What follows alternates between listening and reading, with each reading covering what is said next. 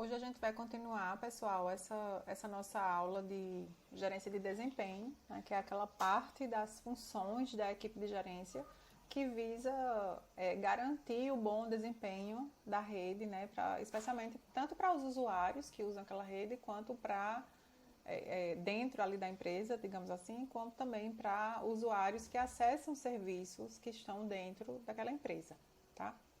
E aí, na aula passada, a gente vinha conversando sobre essa gerência de desempenho, a gente conversou bastante sobre essas responsabilidades dessa equipe, né?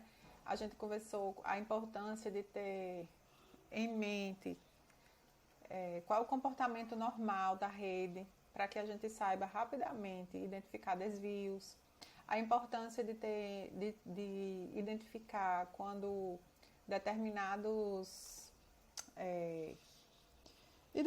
determinados canais, né, determinados enlaces começam a ter a utilização muito alta, por exemplo, porque faz parte também da gerência de desempenho a gerência de planejamento e capacidade. Então, a rede ela foi criada para ser usada de uma certa forma, né? Com o tempo, essa forma de uso da rede, as aplicações que são acessadas em rede, tudo isso vai mudando ao longo do tempo e os padrões de acesso vão mudando ao longo do tempo. Então, faz parte da função da gerência de desempenho ficar de olho nesse uso de todos os enlaces para observar quando uma mudança de um planejamento de capacidade, um replanejamento de capacidade precisa ser realizado, tá?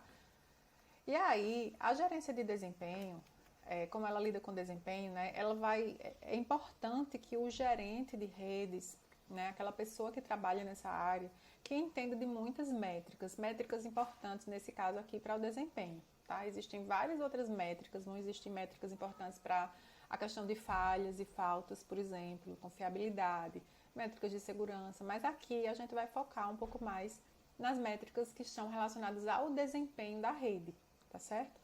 E aí, o que a gente começa agora nesse assunto é olhar um pouquinho essas métricas para entender um pouquinho como é o fluxo de dados numa rede e como é que a gente pode identificar, né, de forma proativa, talvez, que vai haver um uso da rede muito alto, levando à lentidão. Tá? E por que é que acontece essa lentidão? Então, a gente vai tentar entender essas coisas. Quem já pagou... Eita, não sei, acho que é avaliação de desempenho, não da disciplina. Talvez já tenha visto tudo isso que a gente vai conversar aqui, tá? Porque é um pouquinho de tudo que vocês veem lá, só que bem mais focado na área de rede de computadores, tá certo? A primeira medida que eu vou mostrar para vocês é a disponibilidade. Acho que isso aqui vocês já ouviram falar bastante. A disponibilidade, ela mede quando um serviço está operacional, tá? Quantos por cento do tempo o serviço está operacional, tá? Só que essa definição ela é muito vaga e ela é muito informal, né? É uma definição que indica, se eu medir por uma semana, tá? Nessa semana, em quantos por cento do tempo de uma semana aquele serviço estava operacional e eu poderia usar aquele serviço, tá? De uma forma bem informal, a disponibilidade é isso, tá? Então, a disponibilidade ela é sempre vista para um determinado período de tempo, pode ser uma semana, pode ser um dia, pode ser uma hora, pode ser um mês, tá?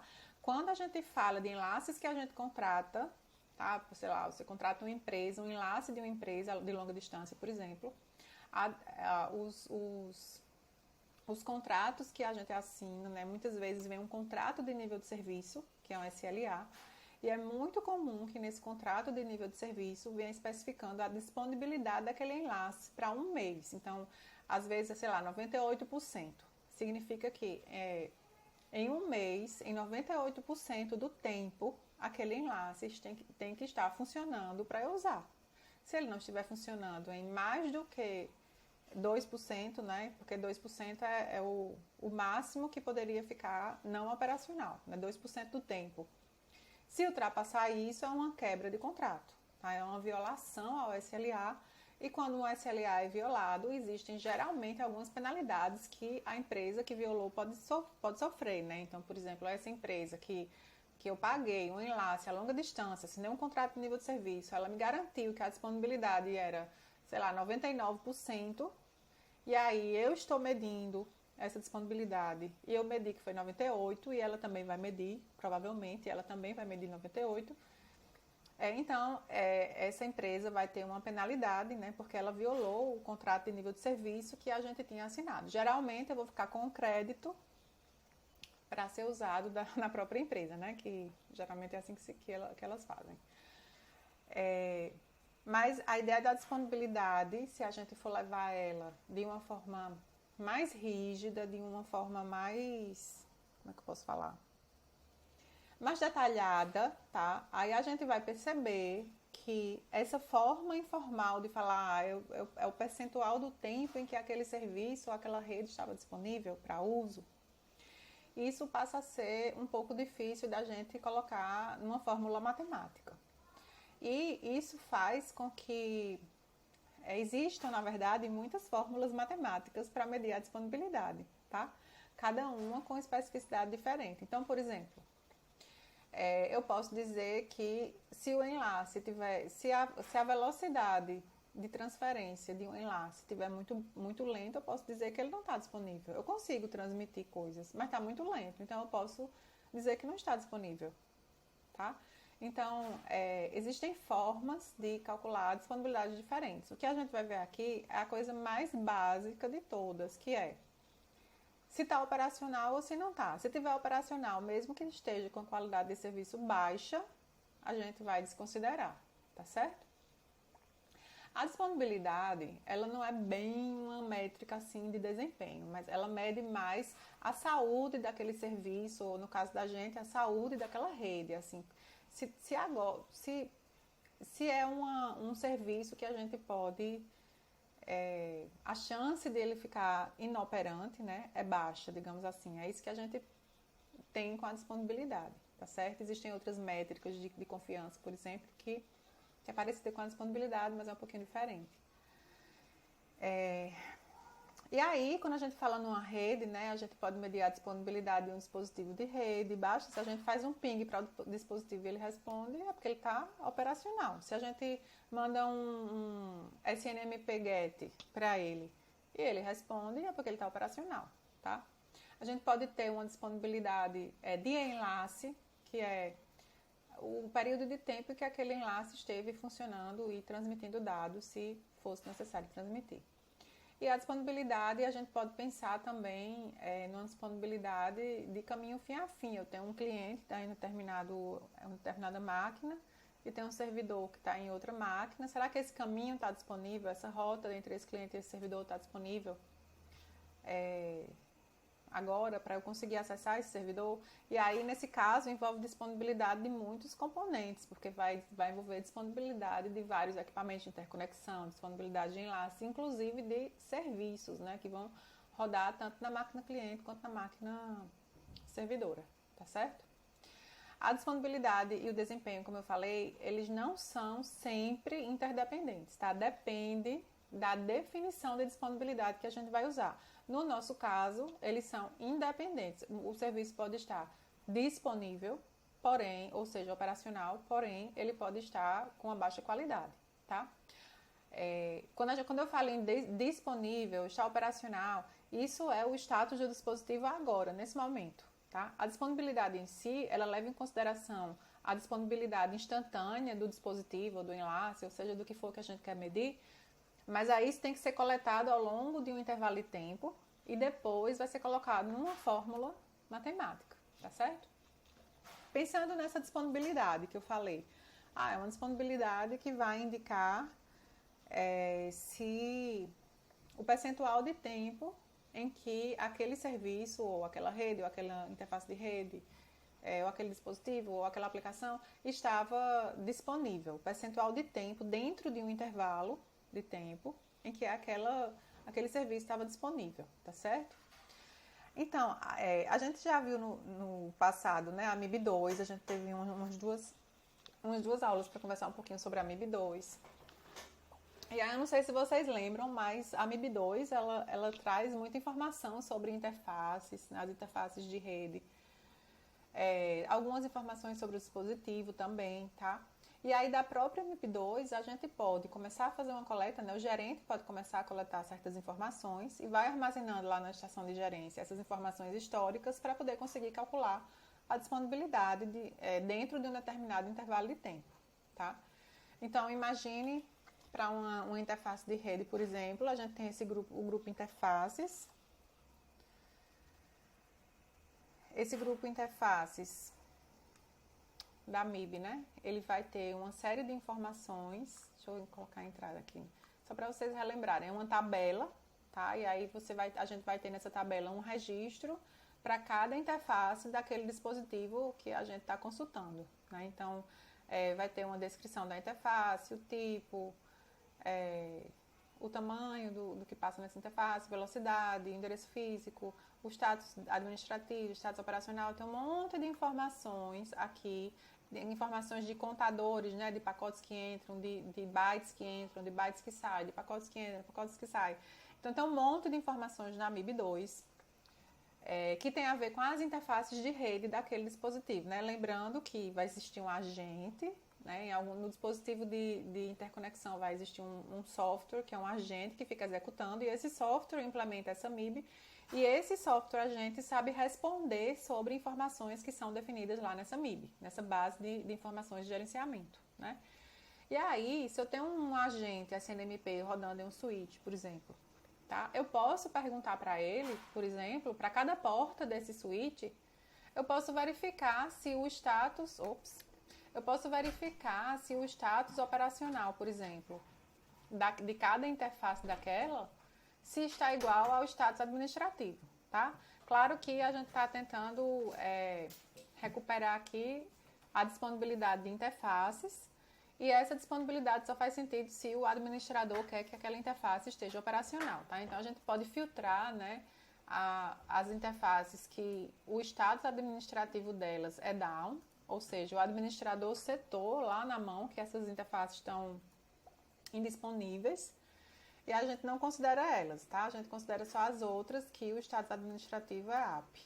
E aí, de tempos em tempos, o agente vai ter que coletar essa informação daquele gerente para cada interface de rede daquele dispositivo, né? Então, o gerente vai e pergunta, interface 0, aí recebe a resposta, up.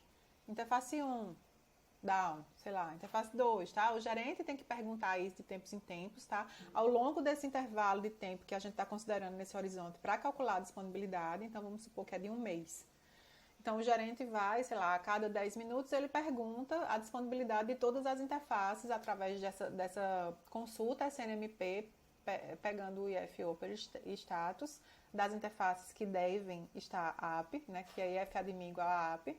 Então, ele vai lá e solicita isso. E vai guardando, tá?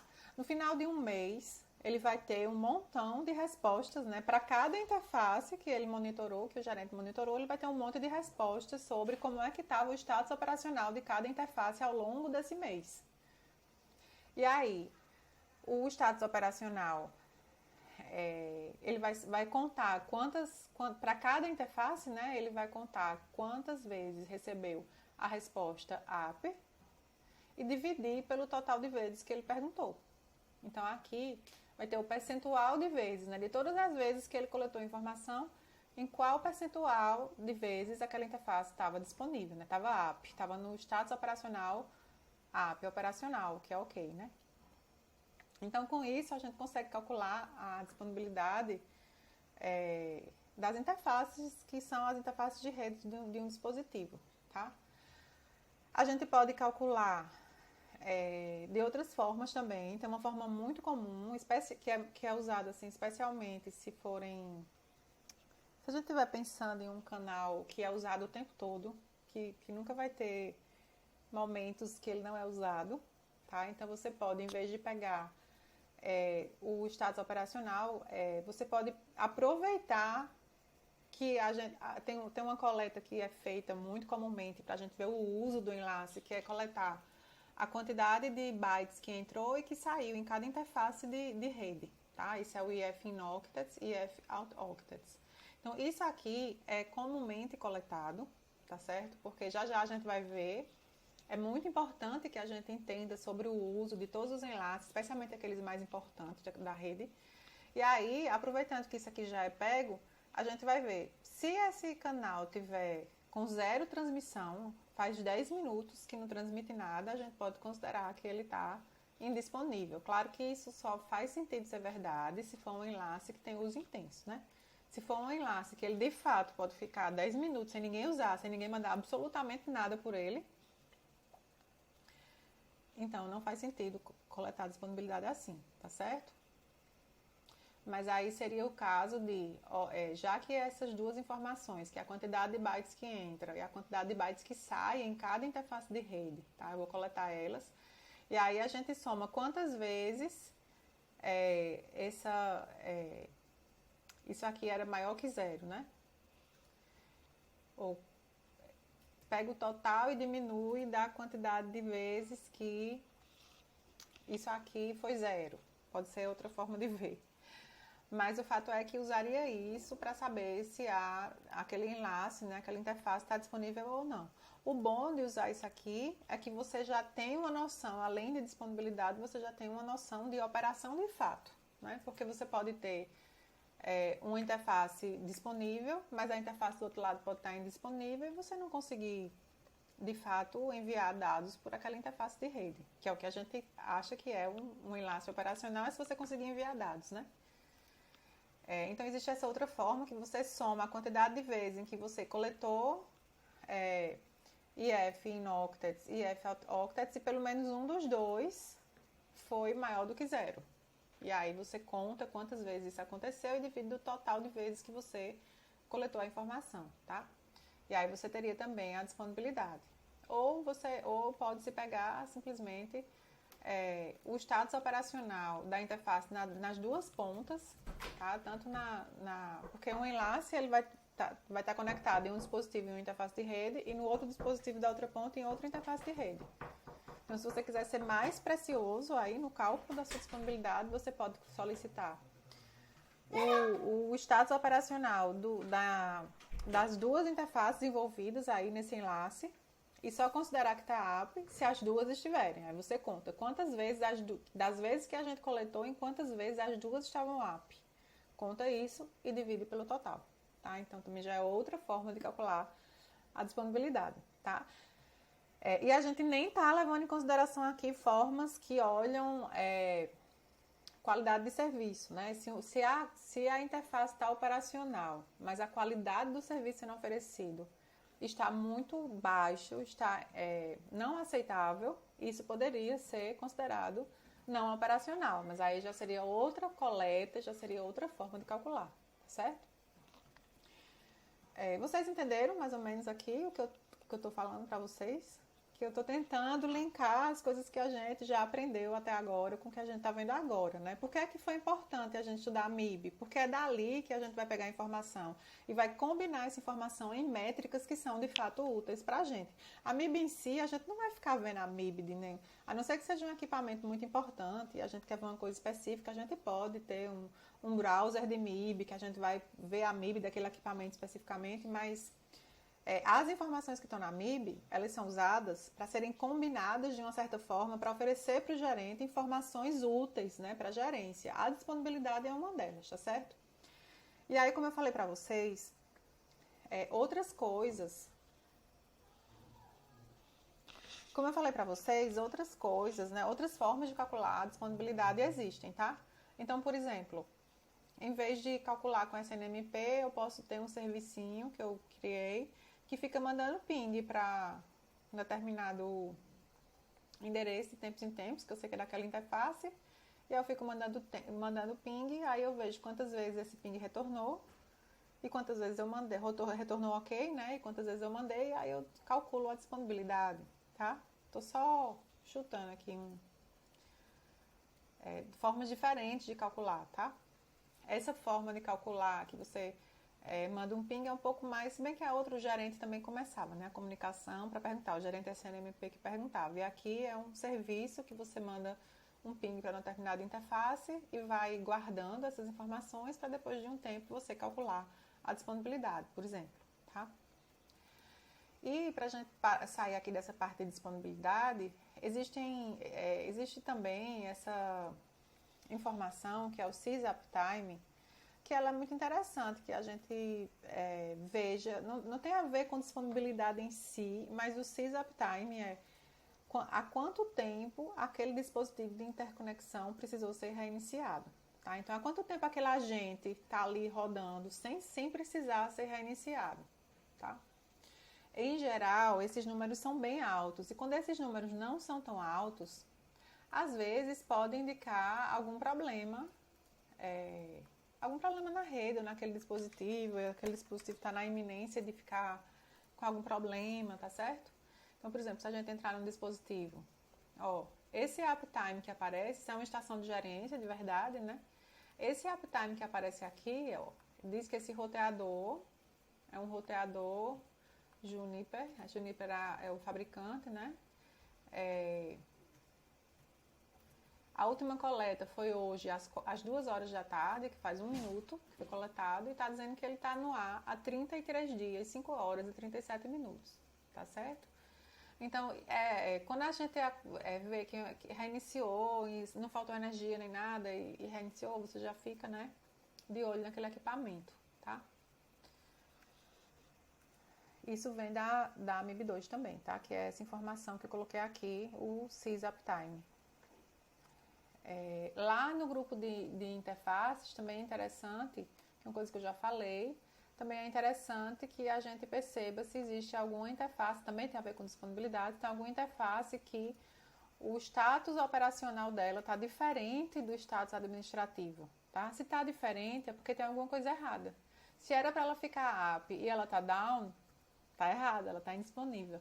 Se era para ela ficar down e ela está up, está errado também, tá? Então, checar se essas duas variáveis estão iguais também dá uma ideia da saúde ali daquelas interfaces, daquele dispositivo, tá? Beleza? Estou continuando, se vocês forem tendo dúvidas, vocês me parem, tá? A próxima métrica que a gente vai falar, pelo menos na minha cabeça, se confunde muito, assim, largura de banda com velocidade e tal. Largura de banda eu entendo mais que é a velocidade nominal, a máxima, sabe? Que aquele canal consegue chegar. Nem sempre a gente consegue operar no enlace de rede nessa velocidade, especialmente dependendo da forma que a gente mede, né? Porque às vezes a gente pode medir os dados sem considerar, por exemplo, alguns dados de controle que trafegam naquela rede. Tá? Então, aí a gente acha que a gente não consegue chegar naquela capacidade nominal da rede, tá? Mas o fato é que a largura de banda, ela é uma medida para a gente da capacidade ou da velocidade de um enlace de comunicação, certo? E aí é importante que a gente entenda qual é a capacidade máxima dos nossos enlaces e qual é a utilização desses enlaces, dessa capacidade máxima. O enlace é um enlace que consegue ir até 1 gigabit por segundo. Dessa capacidade aí, qual é a vazão que eu estou realmente conseguindo, né? O que é que eu estou realmente usando ali dentro daquela largura de banda ali? Eu estou usando quantos por cento, tá? Isso tem a ver com utilização, isso que eu falei, mas a largura de banda é essa velocidade, essa quantidade máxima de bits que eu consigo trafegar na rede em 1 segundo, tá? E a largura de banda, ela tem muito a ver, né, com o planejamento de capacidade da rede. Se eu planejo minha capacidade da rede e eu digo que meus enlaces não precisam ultrapassar 100 megabits por segundo, eu posso comprar switches mais baratos, que são switches Fast Ethernet que vão até 100 megabits por segundo e usar eles na minha rede. Se eu acho que eu preciso de enlaces mais com a largura de banda maior, porque eu preciso de velocidade de transferência maiores do que 100 megabits por segundo, então eu vou precisar de outros tipos de equipamento, que seja Gigabit Ethernet, por exemplo, ou usar fibra ótica naqueles enlaces, né? Então, definir a velocidade, a largura de banda dos enlaces faz parte do planejamento da capacidade da rede. E essa largura de banda pode precisar mudar ao longo do tempo. Eu posso planejar uma capacidade de um certo valor, 100 megabits por segundo, e depois de 10 anos de uso, eu posso perceber que esses 100 megabits por segundo agora é muito pouco, tá? Porque eu estou medindo a utilização, quanto dessa largura de banda aí que eu tenho, eu estou usando de fato no dia a dia. E se essa utilização começar a ficar muito alta, então a gente vai começar a ter alguns sintomas na rede, especialmente o primeiro deles vai ser lentidão. tá? Se a utilização é muito alta, a gente vai precisar replanejar a capacidade dessa rede, porque a rede vai começar a ficar muito lenta e em seguida ela vai começar a perder pacotes, tá certo? A largura de banda em si, ela não é uma métrica de desempenho, mas a utilização da largura de banda é, tá certo? E aí como é que a gente mede essa utilização? Certo? Mais uma vez a gente vai usar como exemplo a MIB2, que é a MIB que a gente estudou. E mais uma vez a gente vai no grupo lá de interfaces e a gente vai coletar, certo? A gente vai coletar a quantidade de bytes que entrou, a quantidade de bytes que saiu, que é o IF in octets e IF out octets. E isso, claro, precisa ser coletado de tempos em tempos, tá? E toda vez que isso é coletado, a gente vai ver o delta, a gente não vai ver o valor específico de IF in octets, IF out octets, porque isso é um contador, é um valor que só cresce, tá? E aí chega um ponto que dá um overflow e aí você volta para o zero de novo, tá? É isso que acontece com esse contador. Então não adianta olhar o valor final dele, né? O valor atual dele. O que é preciso olhar é o valor de agora e o valor da última vez em que isso foi coletado. Então vamos supor que eu coleto a cada 10 minutos. O que eu vou ter é a quantidade de bytes que entrou naquela interface, ou que saiu, que é o in, ou que saiu, que é o out, a quantidade de bytes que entrou, ou que saiu, nos últimos 10 minutos. É isso que a gente precisa calcular, que é o delta de IF in octets ou IF out octets nas últimas duas coletas. Então, eu pego a última coleta e diminuo da anterior. E aí, esse delta é que me diz quantos bytes foram recebidos nessa interface naquele intervalo de tempo, tá certo? Toda vez que a gente lida com contadores da MIB2, é assim que é preciso fazer, tá? Se a gente estiver usando RMON, não sei se vocês lembram de aulas anteriores, assim, que existem formas de configurar alarmes e a gente diz que é um delta, porque aquilo ali é um contador e aí a gente já está configurando a sonda RMON para olhar aquela variável como sendo um contador, tá? Aqui a gente tem que fazer na mão. Então, eu vou coletar IF in octets, vou calcular o delta de IF in octets, por exemplo, tá? Vou medir IF out octets, vou calcular o delta, que é diminuir a medição atual pela última medição que eu fiz, tá? E eu vou ter dois deltas, né? O delta de IF in octets e o delta de IF out octets. E aí eu posso medir as duas utilizações, tanto a utilização de entrada quanto a utilização de saída. A utilização de entrada seria IF in octets, né? Esse delta, né, que é quanto entrou naquele tempo, tá? Aquele intervalo de tempo entre uma medição e outra, quantos bytes entraram. Eu multiplico por 8, porque no final a gente quer uma medida em segundos, em bits por segundo e não em bytes por segundo. Quando a gente olha aqui peraí que já eu chego. Eu multiplico por 8 aqui para transformar, em vez de ter entraram tantos bytes, eu quero entraram tantos bits, tá certo? Por isso que eu multipliquei por 8 aqui em cima. Então, aqui em cima, essa parte aqui de cima vai me indicar quantos bits entraram naquela interface de rede que eu estou coletando aqui especificamente, nesse intervalo de tempo delta, tá? Delta T. Aí eu vou dividir pelo intervalo de tempo, porque vai ser uma média isso, na verdade, tá? Vai ser uma utilização média. E vou multiplicar pela velocidade máxima, que seria a largura de banda daquele enlace, tá? E depois eu multiplico por 100.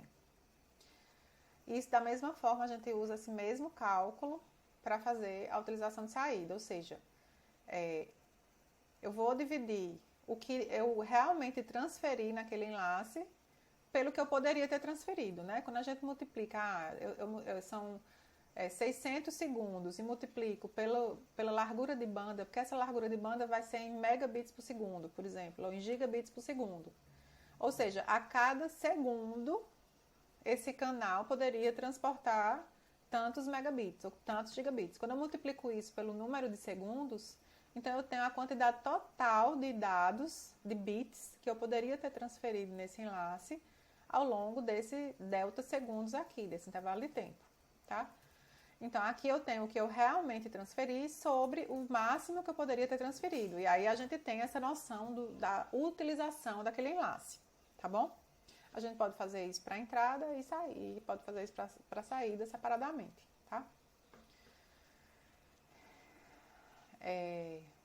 Aqui até eu coloquei um exemplo para vocês acreditarem que vai dar certo.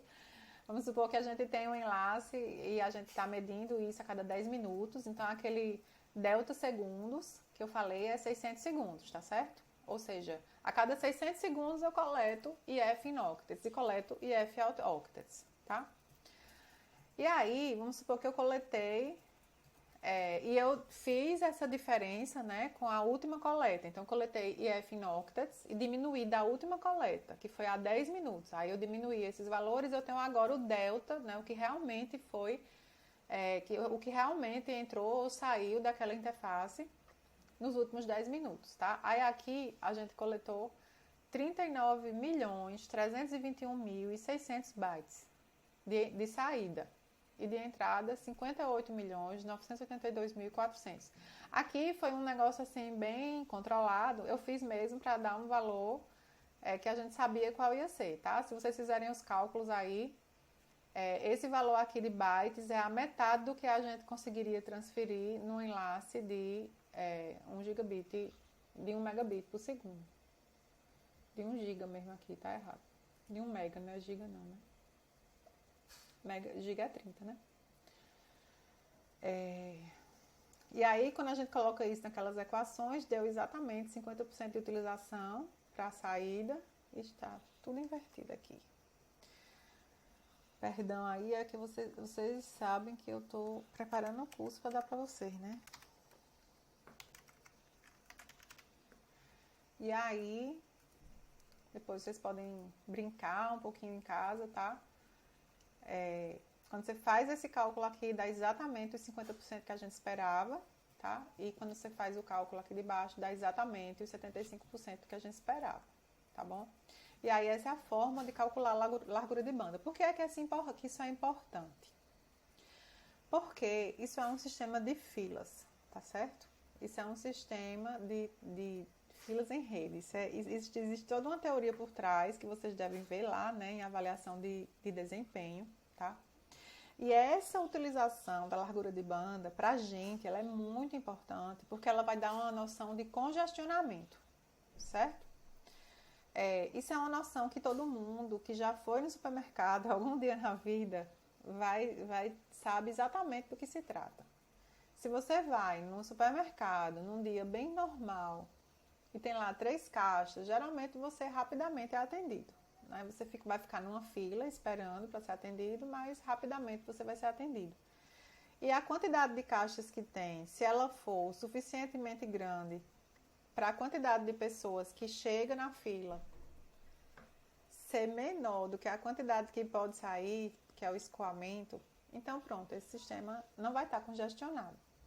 Mas se você chegar no caixa, tem um caixa só, muita gente, é Natal, é dia de Natal, e aí tem muita gente chegando nessa fila para ser servido por esse caixa, provavelmente essa fila vai crescer indefinidamente, né? Especialmente se for um caixa lento.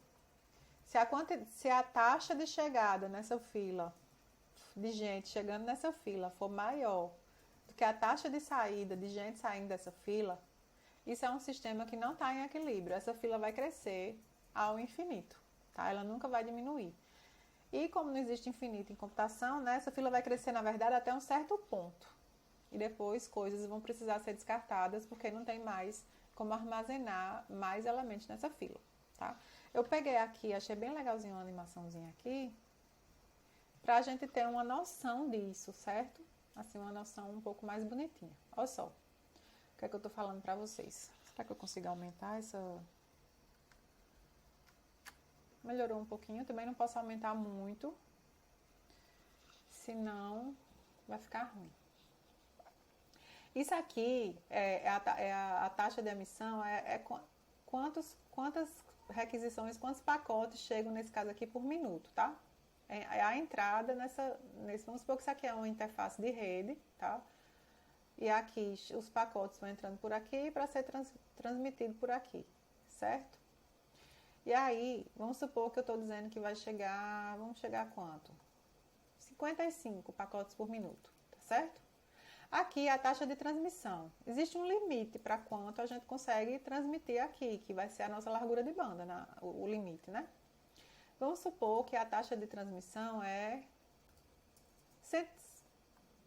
71, chutei aí, 71 a taxa de transmissão.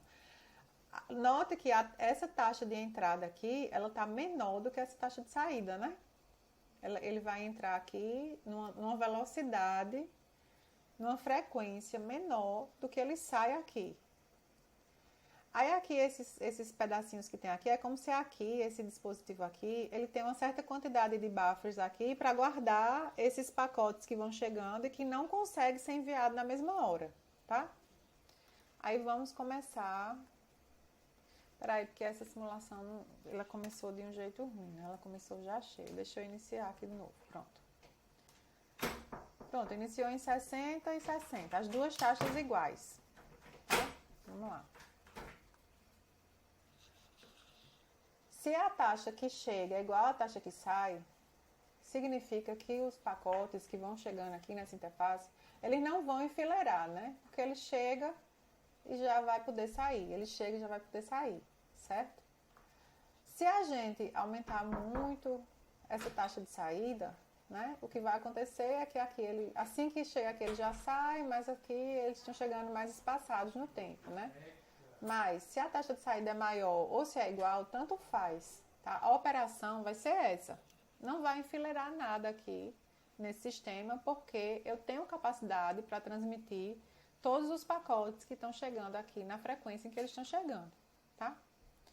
Se a gente começar a inverter isso, se a gente colocar agora que a gente tenha os pacotes que chegam estão numa frequência muito maior do que os pacotes que saem, o que vai acontecer é que esses pacotes vão começar a ficar aqui enfileirados, né? Como vocês estão vendo aqui. E aí vai chegar um ponto que não tem mais lugar no buffer. E aí eles vão ser descartados, ó. Certo?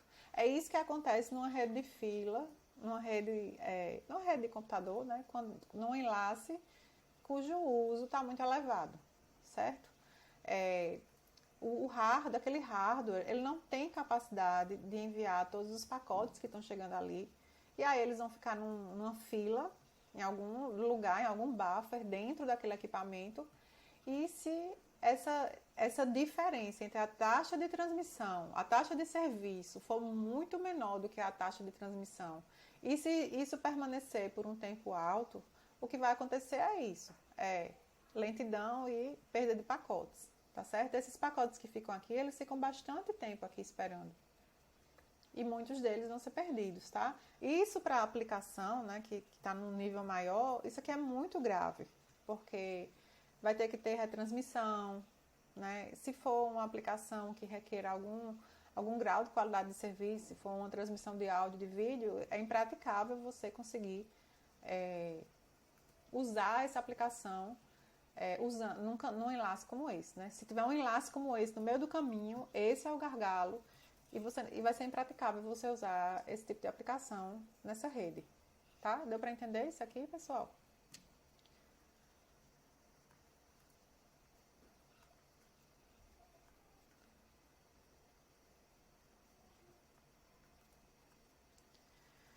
E aí, por isso que a gente precisa olhar para a utilização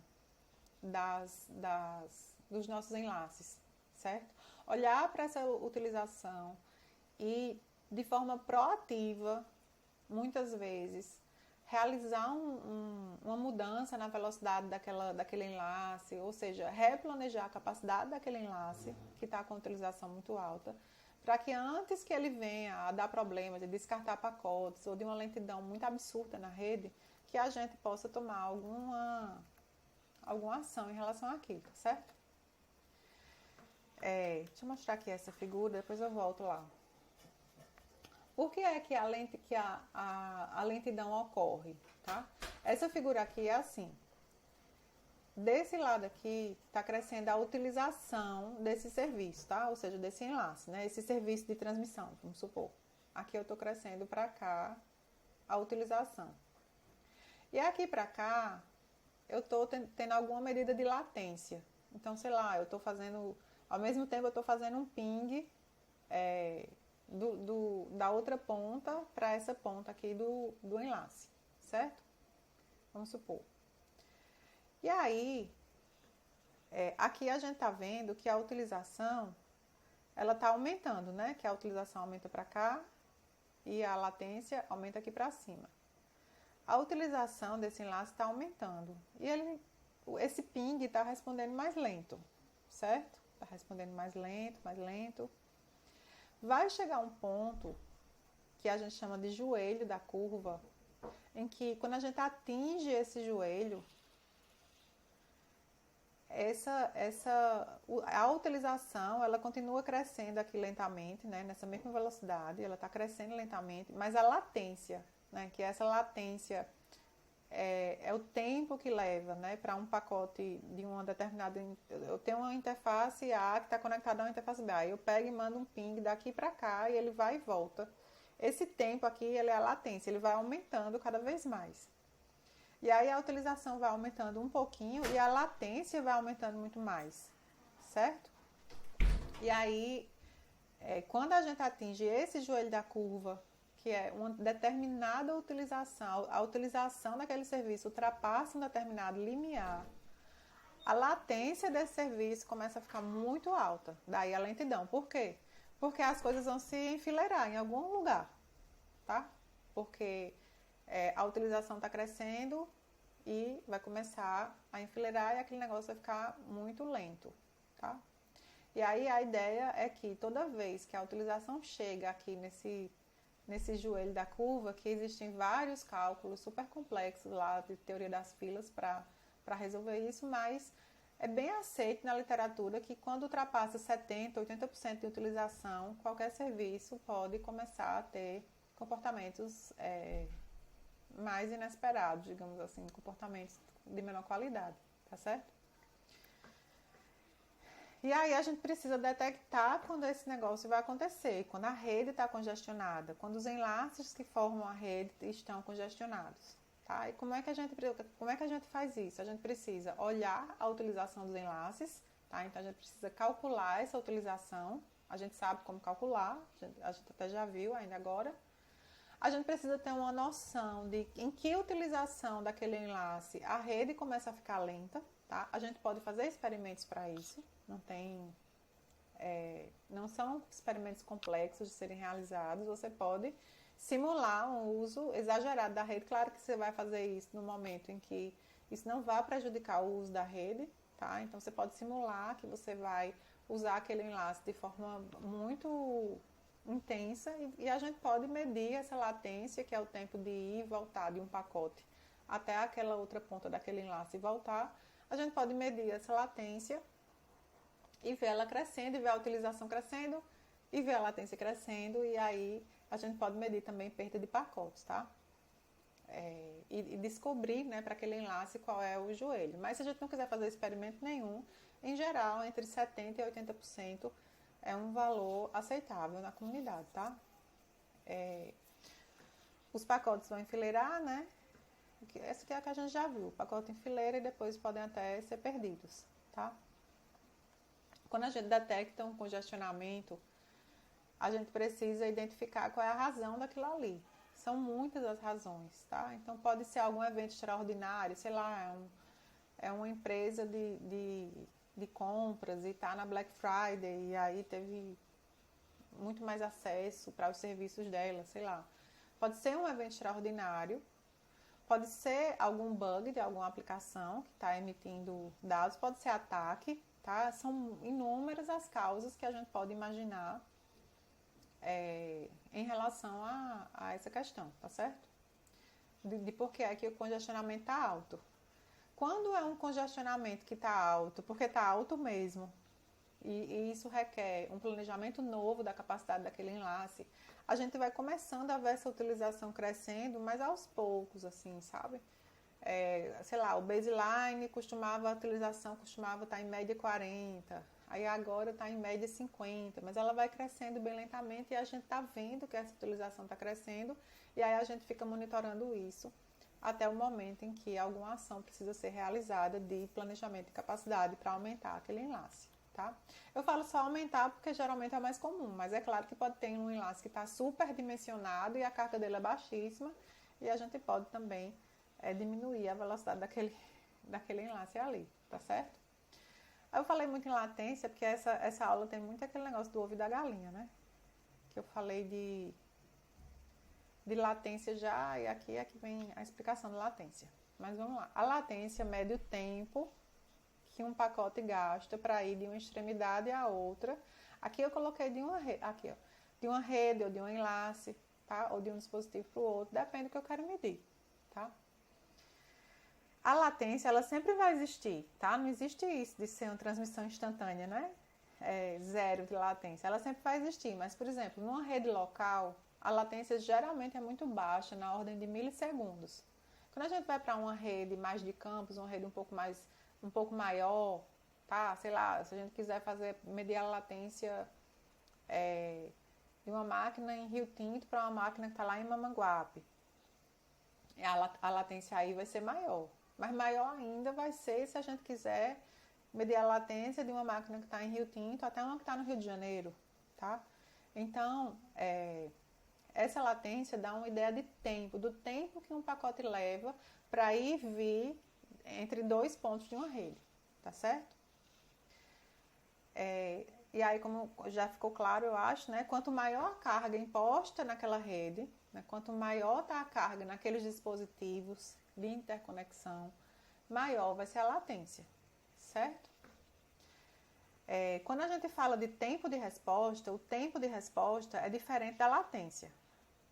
A latência, ela faz parte do tempo de resposta, mas o tempo de resposta não é só o tempo do pacote ir e vir de uma parte à outra da rede. É o tempo também dele subir nas camadas aí do software, chegar nas aplicações, né? Chegar lá no servidor, ser processado no servidor e depois descer de novo para a rede. E também no cliente, sobe nas camadas de software, o que precisa ser feito do lado cliente é feito. Então, existe também esse processamento do lado cliente e do lado servidor, que faz parte, né? Esse tempo de processamento vai fazer parte do tempo de resposta de um serviço, de uma aplicação, por exemplo. Mas quando a gente está falando da rede, a gente fala só de latência, porque a gente está medindo só até a camada de rede, sem subir em camada de transporte nem de aplicação, tá certo? Entenderam isso? Essa diferença de tempo de resposta e latência? Tempo de resposta é de um serviço, uma aplicação que eu estou usando, e ele engloba o tempo de processamento daquele serviço, do cliente também. Já o tempo de latência é só a medida do tempo de transmissão de dados entre dois pontos de uma rede. Então, ela não sobe na pilha de software de rede, não. Fica só até a camada de rede, certo?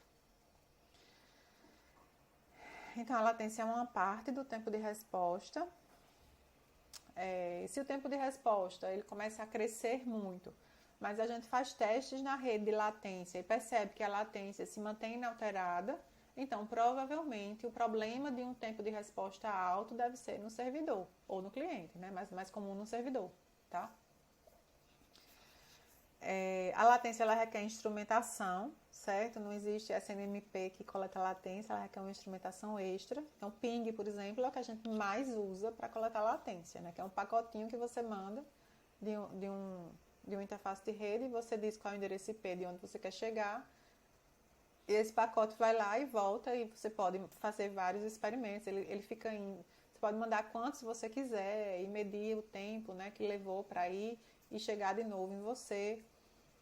Isso faz parte de um protocolo, que é mais um aí para a conta de vocês, mais um RFC aí para a conta de vocês, que é o ICMP.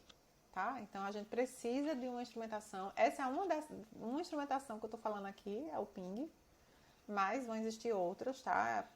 As ferramentas de gerência vão trazer, ou elas vão criar algum suporte para você usar um ping de forma bem simples, tá?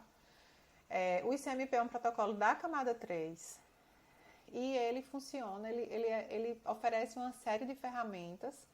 E ele é um serviço de consulta, basicamente, que a gente consegue usar esse serviço para ter uma noção da saúde da sua rede até o nível 3 da rede, né? Que tem o meu físico, tem enlace e tem rede, que é o nível 3, né? Até esse nível, certo? Ele fica Aí é muito famoso, é o protocolo IP, né? É o protocolo mais famoso que existe, que é o protocolo de rede IP que faz o roteamento. Mas no mesmo nível do protocolo IP, existe o protocolo ICMP, tá certo? Ele faz parte dessa camada 3 e ele tem uma série de responsabilidades. Por exemplo, quando um pacote não é entregue no destino, é ele que relata para o roteador anterior a ele que houve um problema, tá? E além disso, vai oferecer algumas funções administrativas e duas delas eu acredito que vocês já até usaram, né? Que é o ping, que a gente pode usar para... Eita, eu pensava que Marcos ia estar aqui no dia que eu fosse dar essa aula para perguntar qual era o IP da máquina dele, para gente fazer um ping. Eu nem tenho uma máquina para fazer ping.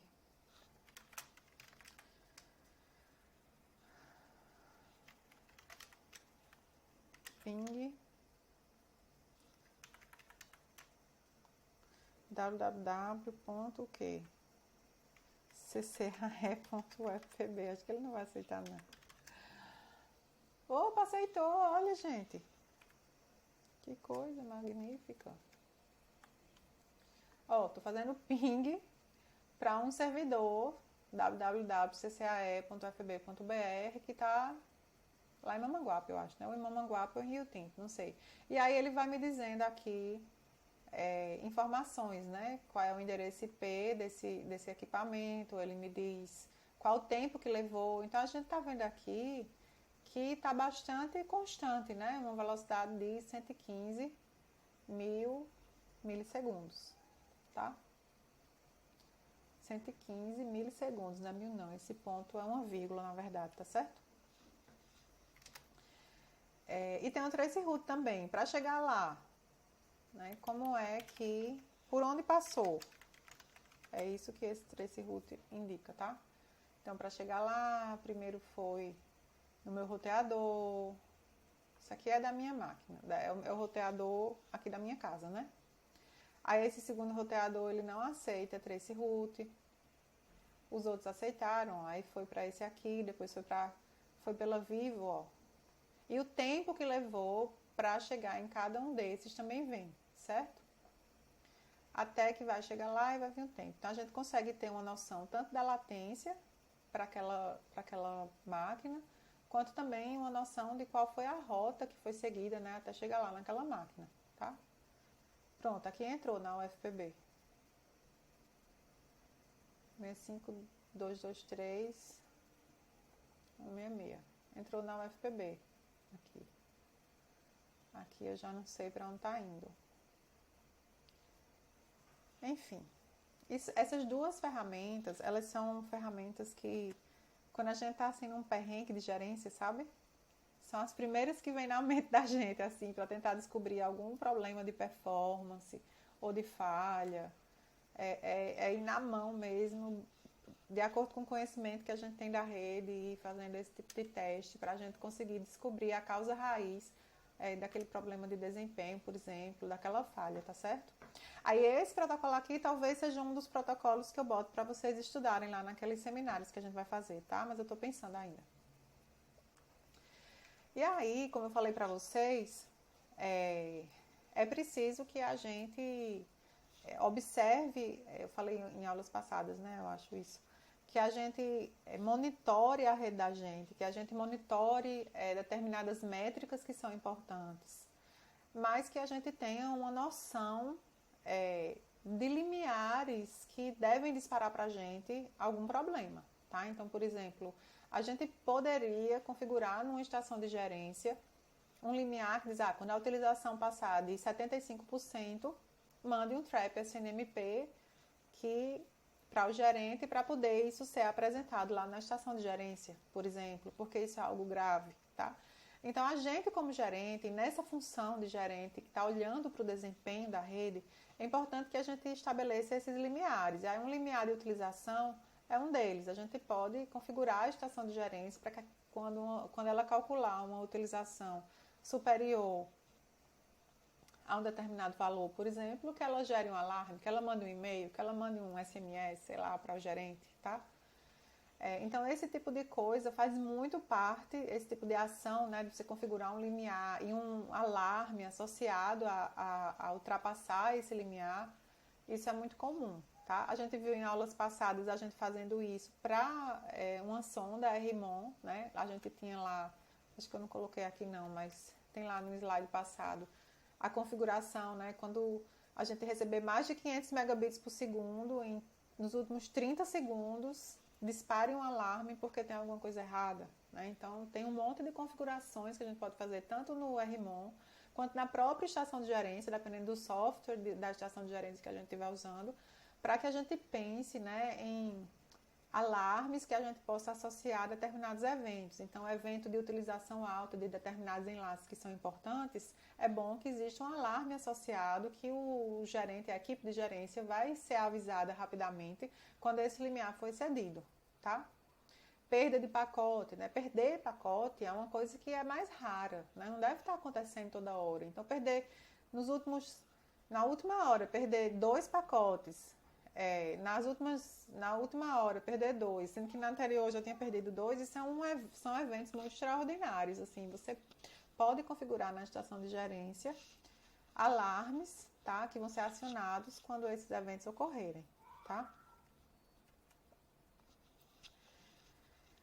Essa questão da perda, né, de pacote, que a gente viu lá, quando a gente estava simulando, né, uma rede congestionada, a gente viu os pacotes chegando, viu eles enfileirando, viu a fila ficar cheia e depois a gente viu os pacotes começarem a ser descartados, tá? A sequência é essa, você tem um enlace que ele começa, a taxa de chegada nesse enlace começa a ficar muito alta e ultrapassa a taxa de saída, né, a taxa de transmissão desse enlace. Então, esses pacotes que vão chegando, eles vão começar a ficar acumulados dentro daquele equipamento, né, em alguma fila, algum buffer daquele equipamento.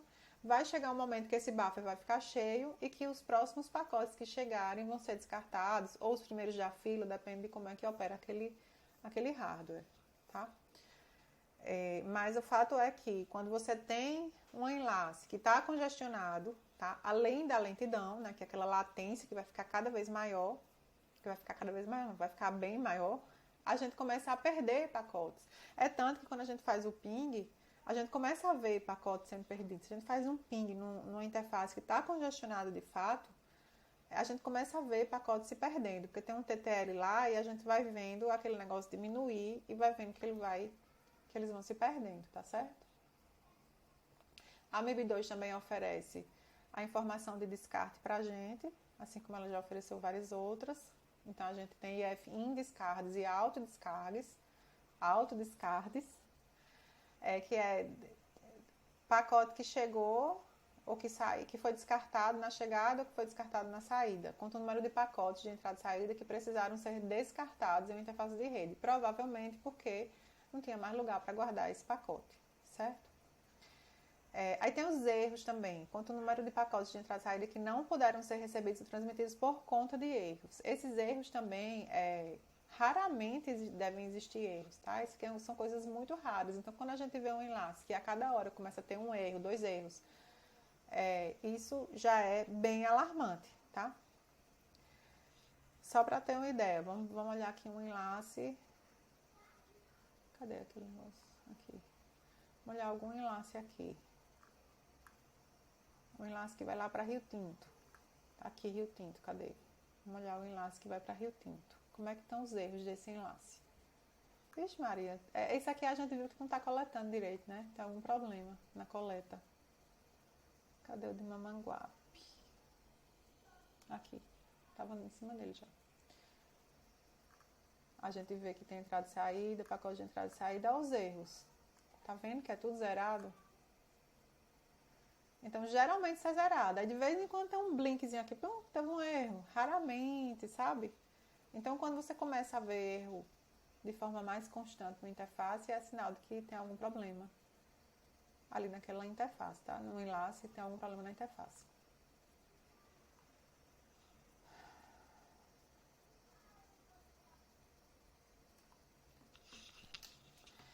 Então, são coisas que são importantes de serem monitoradas. A própria quantidade de descartes que a gente olha pode ser um indicativo de congestionamento, tá? Em geral, é um indicativo de congestionamento, tá? A gente pode olhar os tamanhos das filas que ficam lá nas interfaces, né, tanto na entrada de uma interface quanto na saída de uma interface, tá? Porque vão existir essas filas separadas. Uma fila para que um pacote entre na interface e uma outra fila para que o pacote saia de uma interface, tá? Então, a gente pode, através de AMIB2, coletar todas essas informações e usar essas informações também com alarmes para que a gente também seja alarmado quando algum valor desses dados, né, começar a exceder o que a gente acha que é normal, tá certo?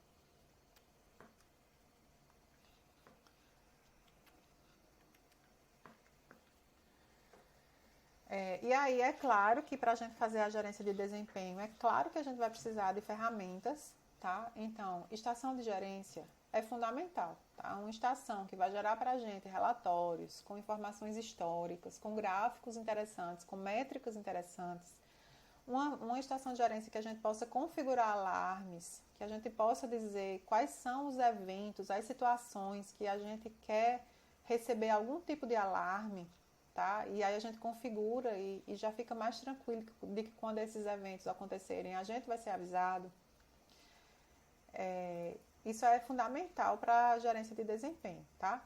É fundamental também que a equipe faça uma gerência personalizada, tá? Então, é muito mais importante que a gente olhe os roteadores de backbone, os switches que levam para os serviços mais importantes oferecidos, do que a gente ficar olhando para o ponto de acesso Wi-Fi que tem no almoxarifado, tá? Então, na própria configuração das ferramentas, é claro que a gente vai colocar muitos alarmes e vai querer olhar muitas métricas de pontos importantes da rede, tá? As outras, claro, a gente vai monitorar, elas vão estar lá, mas elas não precisam dessa preocupação toda, porque, inclusive, provavelmente nem vão ser motivo aí de congestionamento, por exemplo, ou de uma lentidão, tá? Mas, claro que também vão ser monitoradas, né? Toda a rede vai, é só para ter essa noção de que existem pontos da rede que a gente precisa dar mais atenção, porque quando acontece um congestionamento, um problema de desempenho ali, a quantidade de usuários que começa a ser prejudicada, né, por conta daquilo é muito maior, tá certo? Então, a gente tem o olhar personalizado sobre a rede.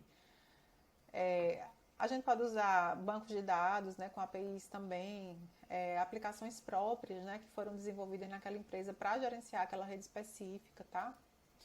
E recursos gráficos são muito usados, né? Eu já mostrei aqui várias vezes aquela ferramenta que tem uns pontinhos amarelos, verdes, vermelhos, que é para já dar uma noção da saúde, né, e de problemas, né? Vermelho está sempre associado nessas ferramentas com os problemas, o verde está sempre associado com situações de saúde boa, né, daquele dispositivo, daquele enlace, tá? Então, tem tudo isso que faz parte da vida da equipe que gerencia a rede, certo? Onde estava o RMON que eu falei para vocês.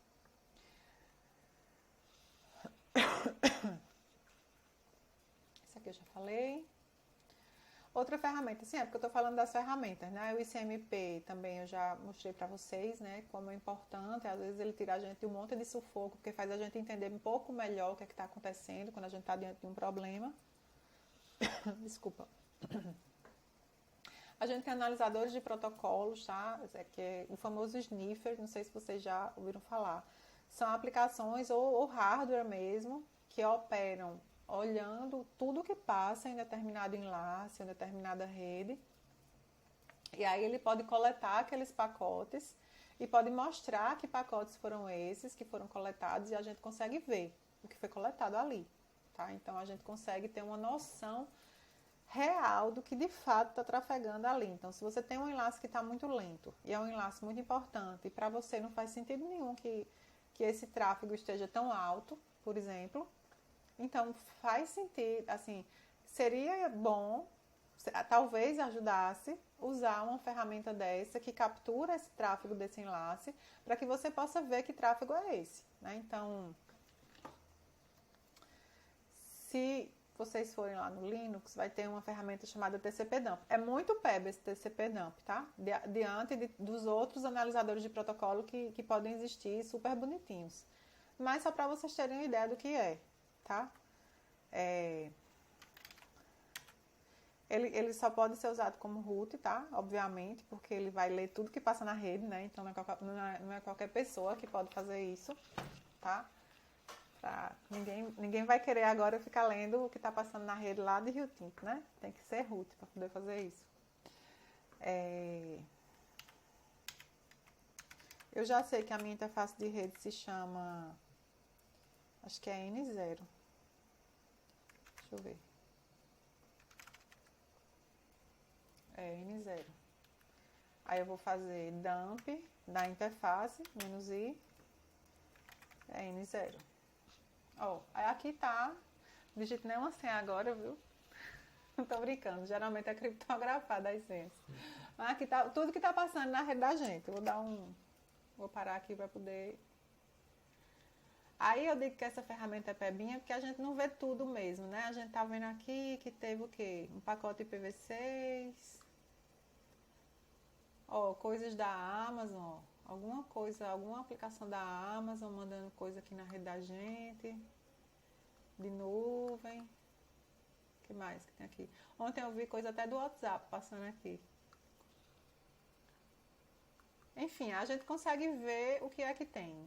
O que é que está passando de fato naquela rede de pacote, tá? A gente consegue ver pacote a pacote, certo? E aí a gente, se é um negócio muito importante